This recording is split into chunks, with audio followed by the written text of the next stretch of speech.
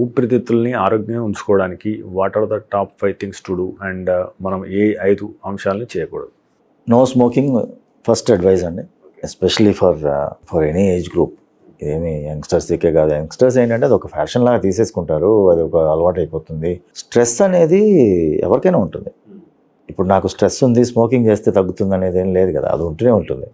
ఏదో ఎక్స్క్యూజ్ లాగా ఉంటుంది అన్నమాట. సో ఒకటి, first and foremost, don't harm your body knowingly. Unknowingly చాలా హార్మ్ జరుగుతుంది.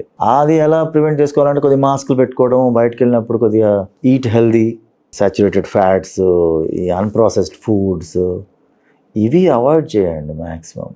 ఆల్కహాల్ కొద్దిగా తగ్గించాలి.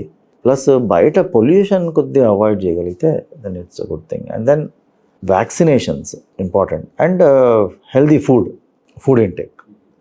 ఇంటేక్ నట్స్ ఇలాంటివన్నీ కొన్ని important. Antioxidant rich foods, beetroots ఇలాంటివి కొన్ని ఫుడ్స్. అంటే food, eating healthy, avoiding smoking and regular exercise. 45 minutes walk also is a good exercise. Not అంటే బ్రీదింగ్ ఎక్సర్సైజ్ అని కాదు. So I think this is 2 or 3 pieces of advice. నార్మల్గా general well being. మీరు తీసుకునే అదే మందులు, అదే నాణ్యమైన మందులు మెడ్ ప్లస్ బ్రాండ్స్ పై సగం ధరకే.